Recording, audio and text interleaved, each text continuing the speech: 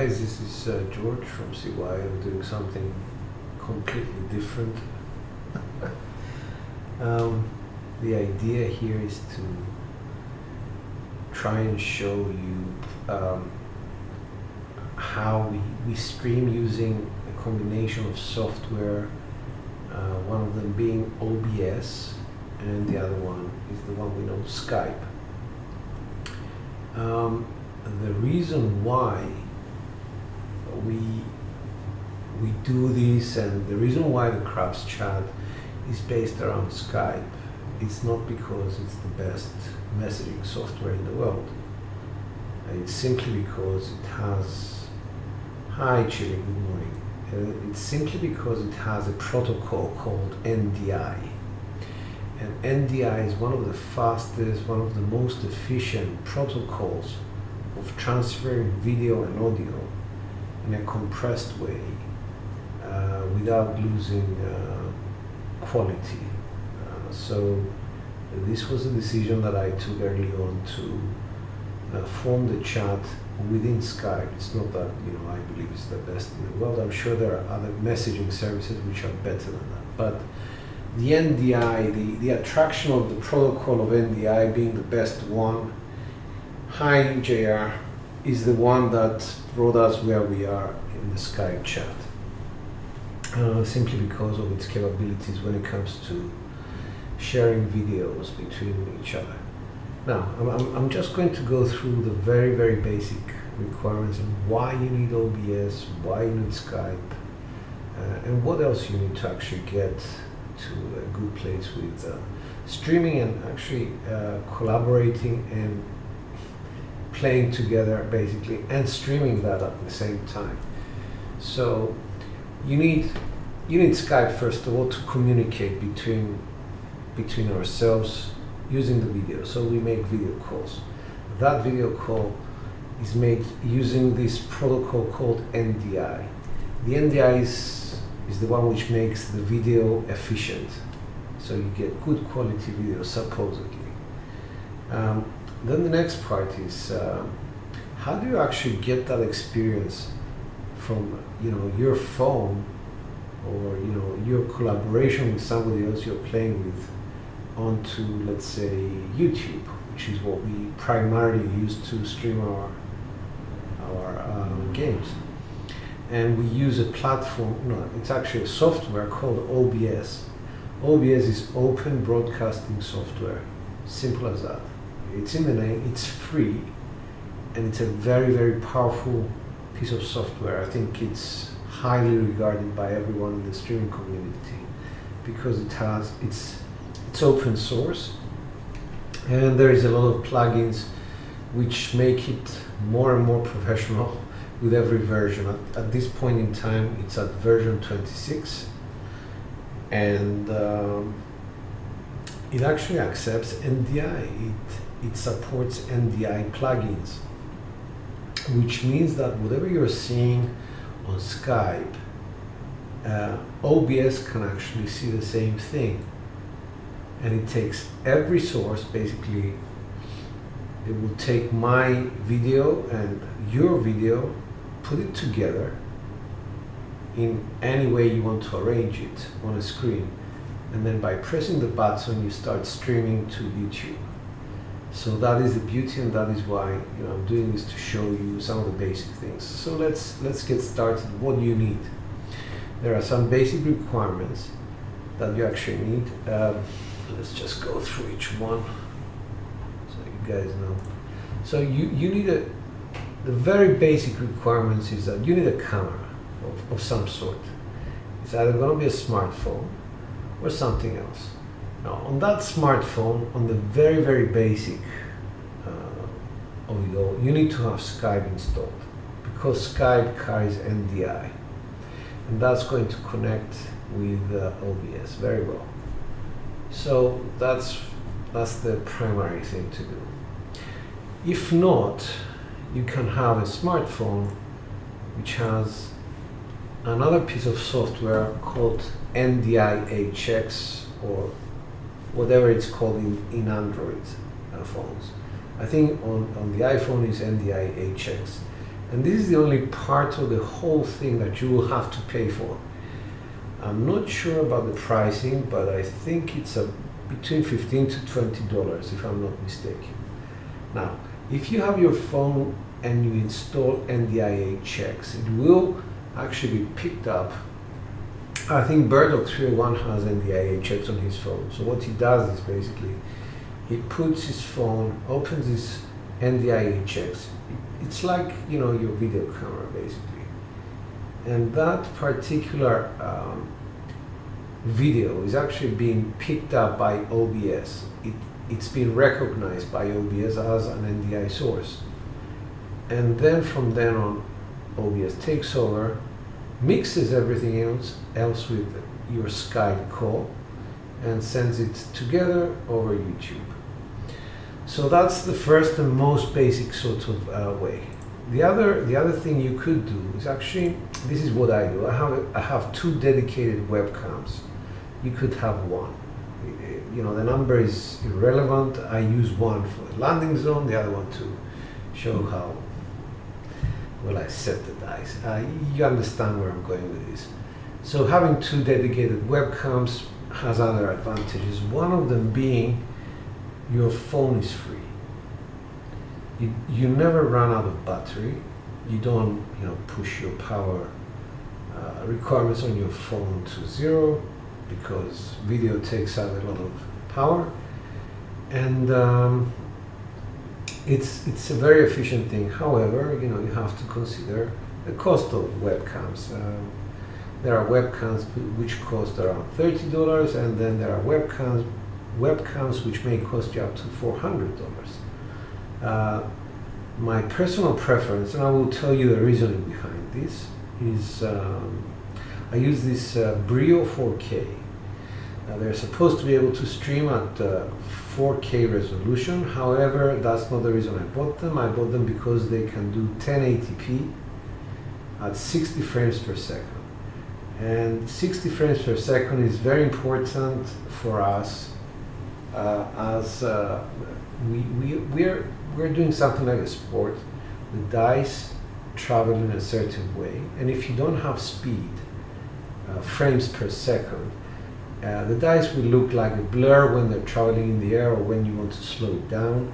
The whole motion basically is not clear, whereas here you don't get any ghosting of my fingers. If I was doing it at 30 frames per second, you would see doubles of my fingers, like ghosts of my fingers while I was doing this. This is it's a bit more, there is more clarity to it. So this is why I use the Brio 4K. It's by Logitech, but you can use what everybody else uses, the C920 or 922 by Logitech. They're very good webcams, and I think they're between $40 to $70, I would say, if you want to go down that road. There are other people that have bought GoPros.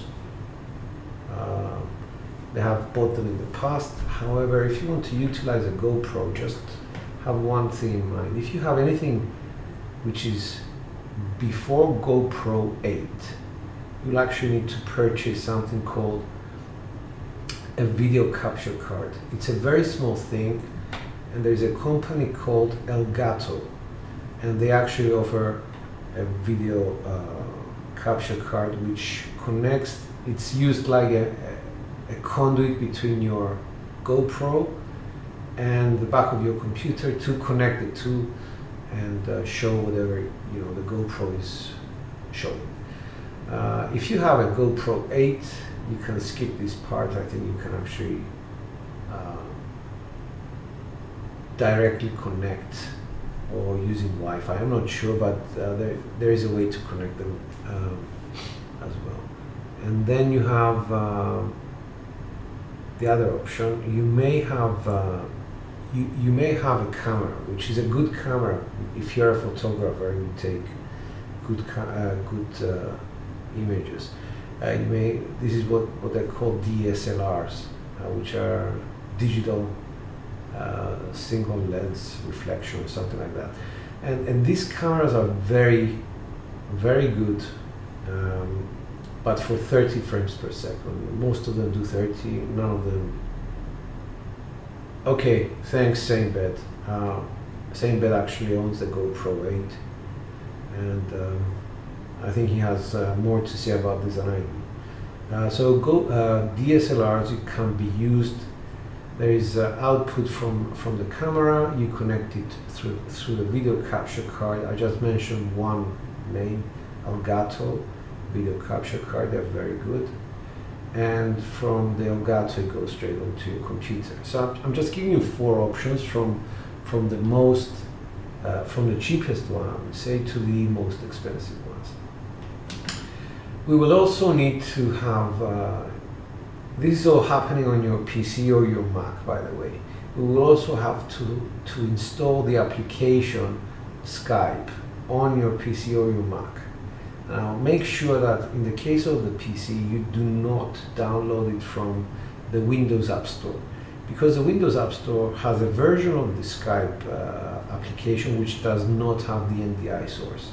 So what you would do is actually go to the Skype store, to the Skype website, and perhaps choose Skype for Creators. Then you need to go to open broadcast software project and download OBS. And as a last thing, you would need to, after you download OBS and install it, go to Google and find NDI plugin for OBS, and it will take you straight to where you need to go. But I will demonstrate each and every step here, apart from the actual installation of whatever is going on. All right, so let me just change scenes. Don't know if you guys can know the color source is above. Oops. So we'll bring the color source behind. Okay. So if I go here, the first thing I will need to search for is OBS. It will take me to OBS broadcasting software. I have already opened that page. And for Windows, you just have to press this. For Mac OS, it's going to be this. And it's going to take you to where you can actually download this. So it's an automatic kind of thing, OBS. I think it's the 64-bit. Most computers right now, they are on 64-bit architecture, so you might as well work on 64-bit applications. They're much faster, much more efficient on your computer. Having installed that, you will be able to open OBS, but nothing is going to show. You will just have a blank screen with one scene, and that scene is going to be empty. So you need to populate that scene. That's going to be part of a different, let's say, video. The other thing that we could go, if I can go back to Google, you will need to download Skype, and I think I had already done that. I went to their page, Skype for Content Creators, and you just download it. I think the version, let's see what version they show, something 8.65 whatever. So that's the newest version.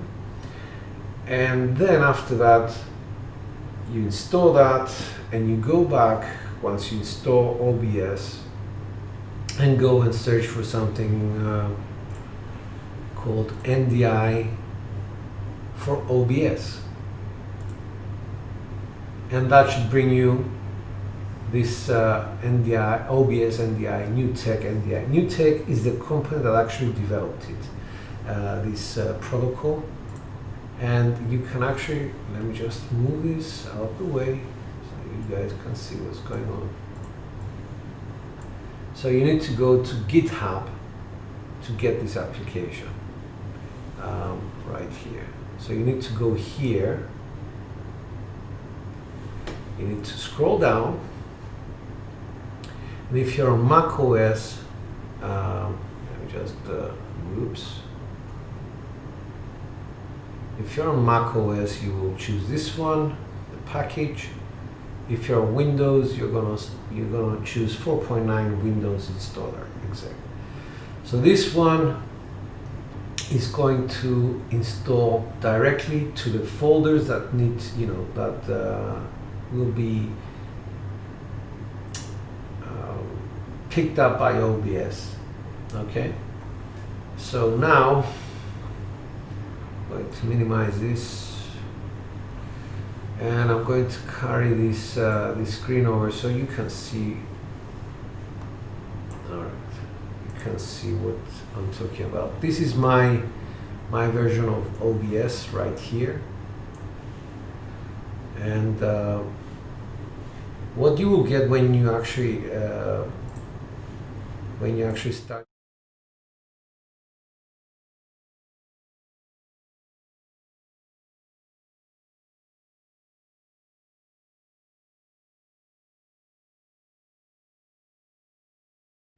Sorry guys, just 1 second. I'll have to copy a few things. Okay.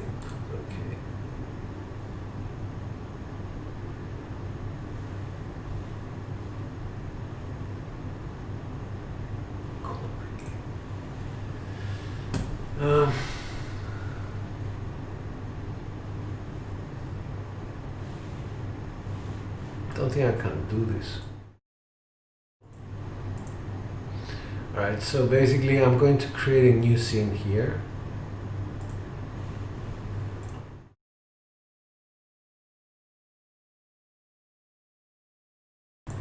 Right, what I'm pasting here is just my voice. I'm pasting my microphone. It's I don't know if you can see anything, probably not, but imagine this. Imagine that you get a blank page, not a lot of things on it. That's what you get, and you have to populate this with different I don't know how to put this now. Okay, so as soon as I moved my everything was lost. But what I'm trying to do here is just to show you that. 1 second, let's see if I can do this. No, I wasn't prepared for this, so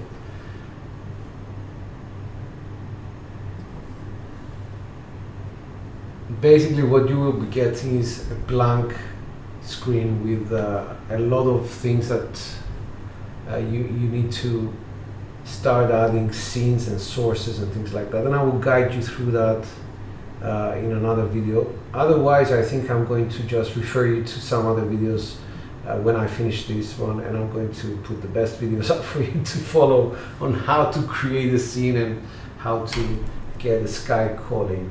But for now, I just wanted to show you very clearly that there's quite a few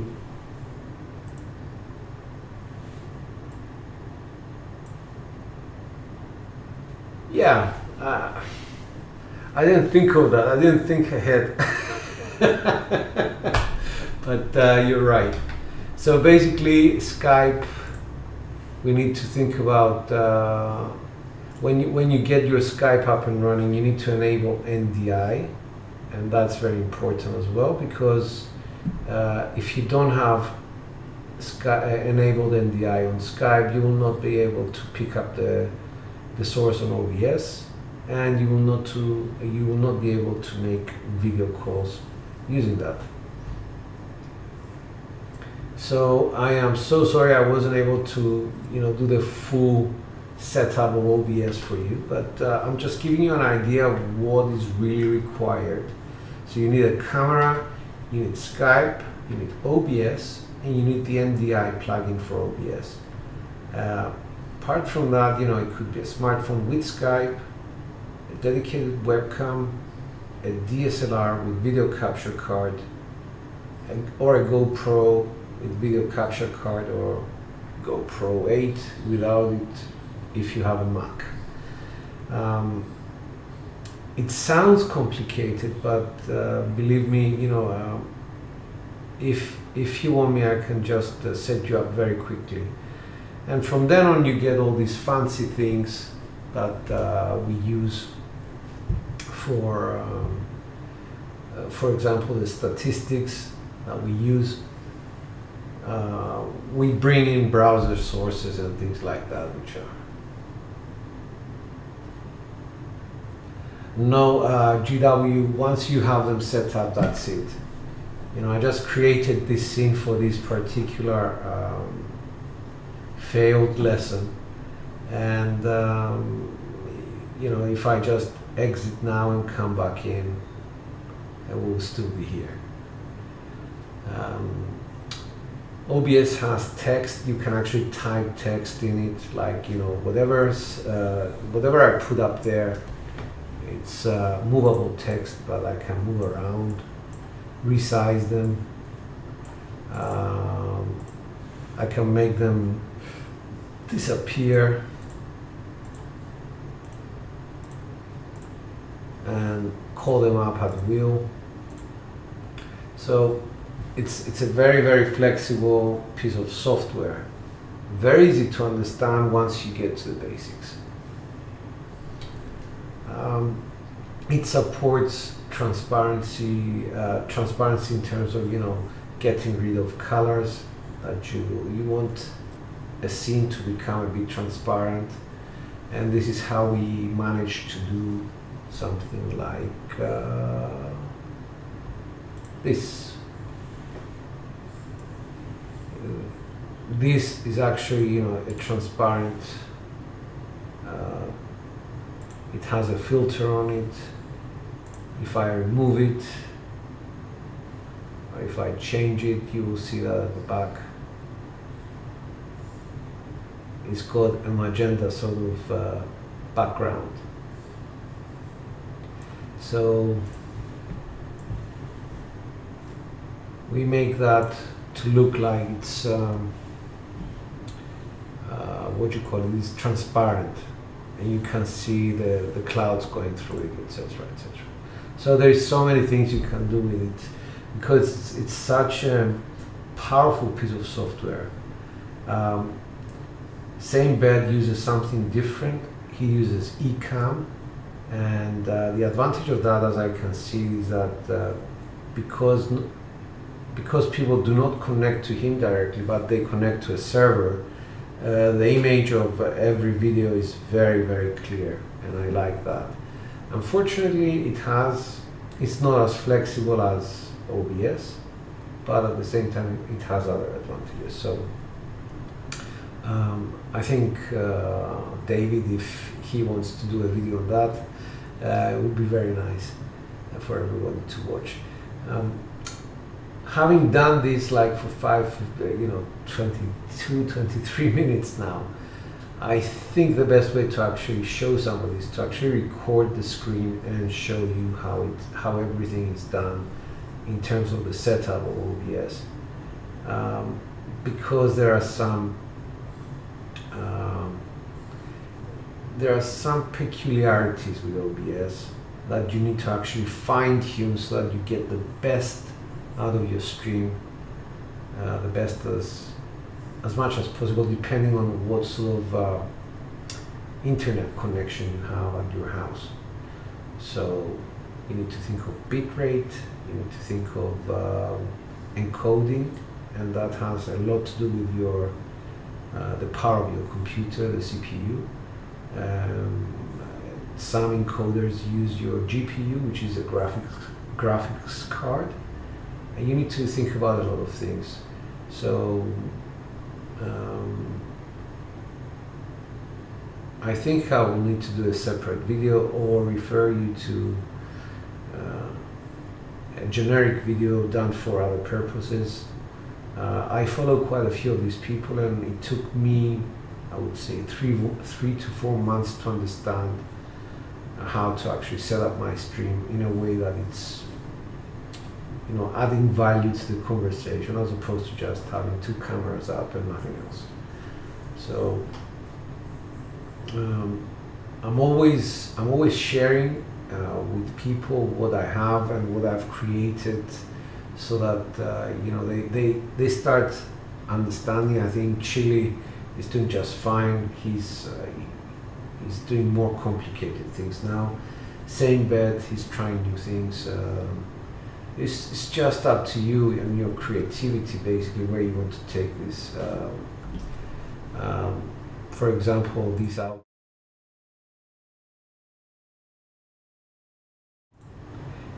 That outro is something I did on what do you call it?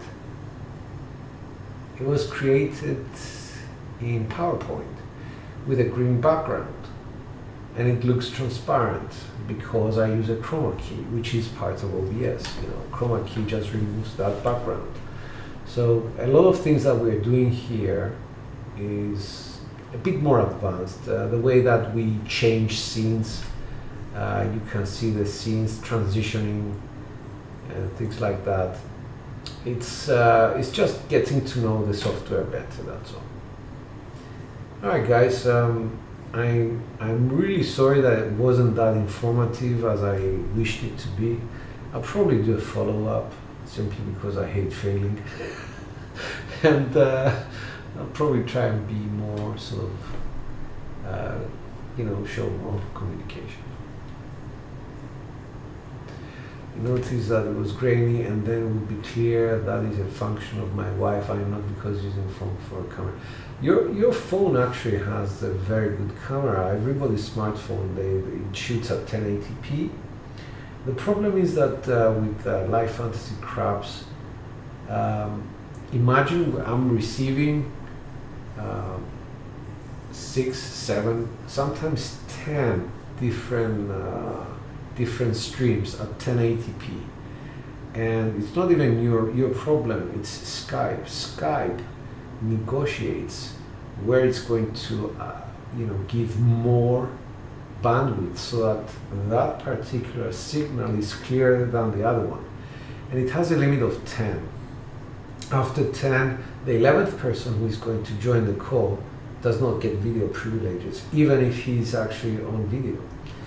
So there is a few limitations here. I'm hoping that they'll change the limit to 10, but if they don't, I don't think that we can do a lot about it. We try to enlarge the video so that people can see someone shooting on their own scene, but the problem with that is, if you enlarge too much, you pixelate.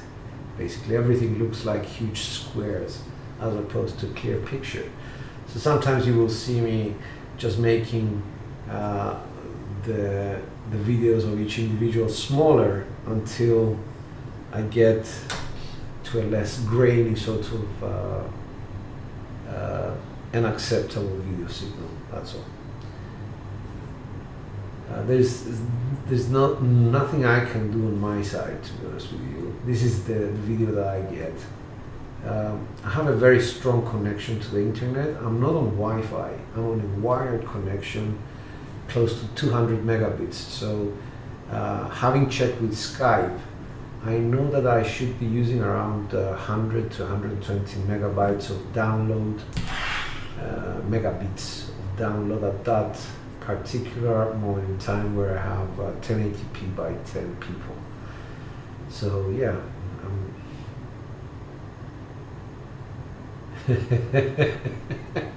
all right. So yeah, those are the sorts of limitations that we as not professional broadcasters have to go through. We're doing the best that we can, and I think that we're at the very, very top edge of what can be done with our equipment. Anything other than that, you're talking about professional equipment, you're talking about business internet connections with no sharing ratios, guaranteeing you X amount of megabits upload and download, which cost a lot of money. And none of us are willing to, I would not recommend for your hobby to go and spend that sort of money. It's just insane. So we do the best that we can. And I think the end result is, as Slam Bright would say, quality production. I will never leave that down. So yeah, If you guys have any questions, by all means follow up with any comments on the chat. I'll be more than happy to help you set up your OBS. We can actually share screens through Skype, and I can see what you're looking at and guide you through the process. I have failed in every single part of this process, so I can actually tell you, don't do that, do this. Having said that, I think that's it. I'll come back in a bit to do my live, and that will be that for the day. So I'm sorry I didn't go into the detail of the OBS setup. You need a computer. As soon as you get that sorted out, please, just text me on Skype. I'll be more than happy to help. All right, guys. You're very welcome. So, David, he's and Chili, they're both as skilled as setting up OBS as I am, so I'm sure they can also help out. All right, guys. I'm not looking straight at the camera because I'm looking at the monitor, but you can understand. All right. George from CY dies out. See you in a bit, probably to do some live shows. Dies out.